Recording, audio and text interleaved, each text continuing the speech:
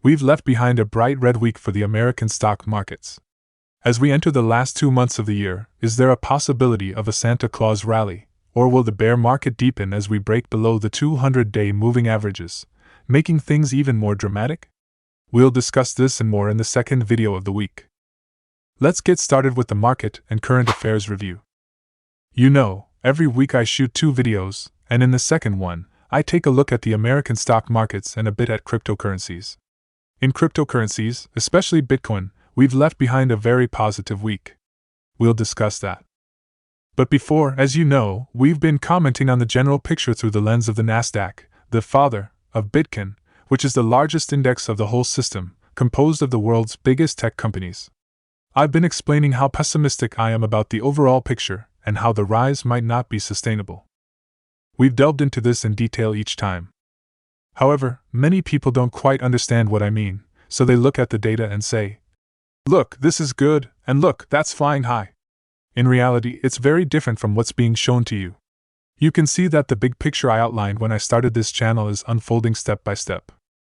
Unfortunately, we've now arrived at the hot wars phase, and in this environment of hot wars, stagflation is inevitable. Well, you might say, but there's 4.9% growth in America. However, when you examine the data in detail, you see that there's actually no growth in many sectors, and the growth in this quarter is due to companies inflating their stocks because of the high inflation wave. They're producing and inflating stocks, especially buying excess raw materials to protect against inflation. But when you look at the sales side, there hasn't been much improvement, especially in critical markets like the housing market in America. We see that the retail marketing sector is also doing very poorly, and many investment banks are pulling back their expectations of a recession until the fourth quarter. Now, whether a recession will occur or not, after all the steep declines, a recession is priced in more comfortably. So, there's no probability of officially entering a recession in 2024, but let's see how we can make money from the markets in any case. I've been talking for weeks about most American stocks going down, with only 7 stocks manipulated so beautifully that they've inflated the market. In general, it seems like everything is going well, like the American economy is doing great. But when you look at other companies, you'll see a very gloomy scene in the indices. And since we've come to the end of the rise in those very few stocks, now the markets are turning red, and red screens are increasing. Let's quickly gather the stocks as follows. First, let's take a look at NASDAQ. With the developments from last week, we've fallen below that 200-day moving average. Technically, as long as it stays below 14,550, and as long as the closing prices are 30 to 40 points above that, there's a potential for a much more dramatic downward movement. However, things change if we close above 14,550 again. In that case, we might question whether this decline has a chance for a correction. Look at the second chart for a bit more of a weekly perspective. There, we can see the appearance of a broken support and a possible flag-like pattern. But this isn't a flag. There's a clear triple top and the potential for a much further downward movement. I can technically say that the likelihood of a rapid move towards below 13,000 increases. Look at the Fibonacci levels I provided in the second chart for a correction. I believe there's more room for correction, and typically, according to Elliott wave theory, the 50% to 61.8% range is the optimum correction zone after a movement ends. In this regard, I should remind you that there's a very weak chance of the NASDAQ moving upwards without reaching the 13,300 to 12,685 range. The situation in the S&P 500 isn't much different. It has experienced even sharper declines than the NASDAQ, which was previously considered stronger. Now, in the S&P, all supports have been broken, and I can say that technically, the movement will continue downwards as long as it stays below 4,267. Technically, the 50% to 61.8% range there is between 4,049 and 3,947. So, if there's going to be a pause or a recovery from those levels, we'll see. But it's going to be quite challenging as we're already well below the 200-day moving averages, and the formations continue to point downwards. Remember that as long as we stay below the trend-following levels, the direction is down, and closures above those levels can change the situation, which we'll update. Dow Jones isn't much different. You know, it has seen very minor gains and losses recently, but ultimately, there have been quite clear breakdowns there, unfortunately. I say, unfortunately, because there may be a lot of investments there, with some of your investments tied to the 30 companies in the Dow Jones. But remember that you can also make money when trading in the downward direction. My trend following level for Dow Jones is at 33,147.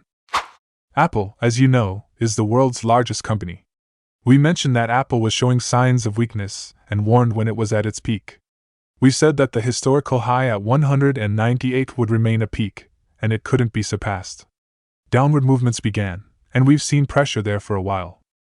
It's rapidly moving towards the Fibonacci zone around 161 to 152. Now, in the shortest term, as long as it stays below $171, there's a possibility of the downward trend continuing. We've already dropped to $168 at the close. If it remains below 171, let's see if it reaches that Fibonacci zone and if there's any reaction or recovery from there. We'll keep a close eye on it. There's been a significant break in Tesla, and a massive double top formation is emerging there. I had warned about this a few weeks ago when it was below 247, saying that the decline would accelerate as soon as it closed below that level, and it did. Our trend following level for Tesla is $213, and as long as it stays below that, there are much lower possibilities for Tesla. It closed at $207, which is a bit of a reaction, meaning the speed of the decline slowed down, but there isn't any significant recovery trend. But the real bombshell is NVIDIA. It had the sharpest rise, a 365% surge from its low, rising from $108 to $502. Especially last week, there was that head and shoulders formation, and even this week, it's about to close the gap around $318 to $400, having surged all the way to $500 without stopping.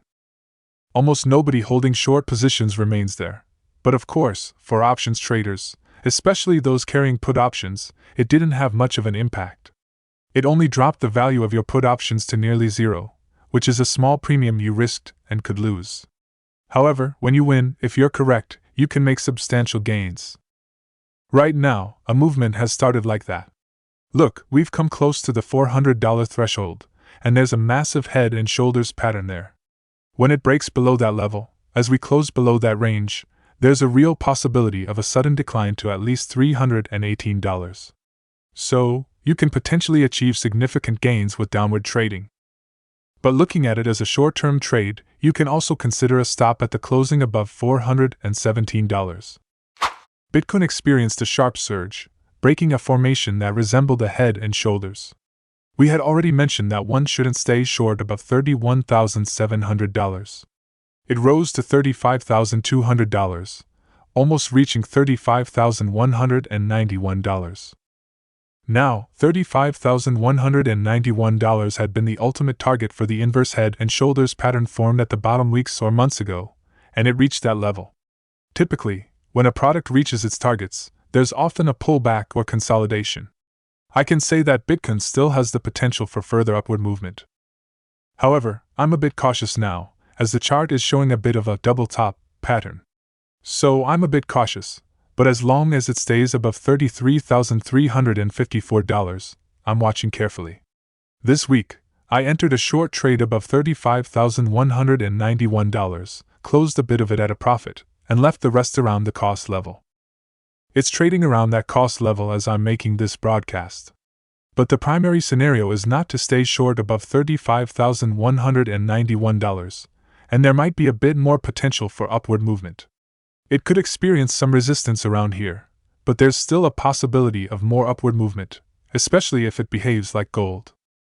But I'm still a bit cautious, particularly with the news of ETFs coming into play, which worries me because ETFs can lead to the contamination of a product, as we've seen with silver for years. They create significant pressure through ETFs because it essentially becomes paper gold.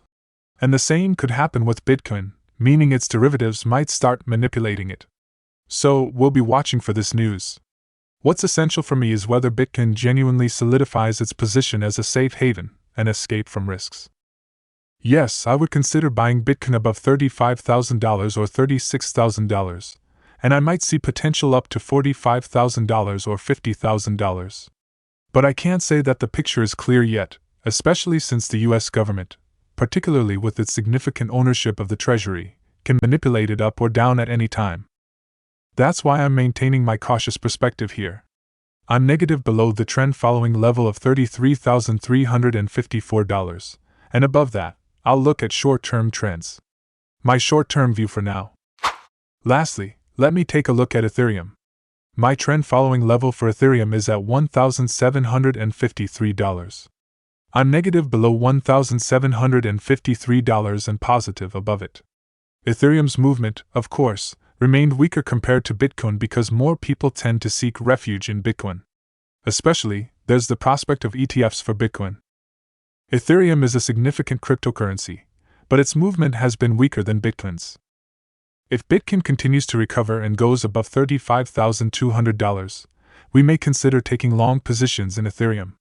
However, if it stays below that level, especially if it breaks below $1,753, we can look at short trades for Ethereum.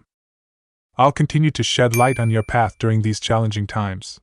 Wishing everyone profitable but very cautious sessions.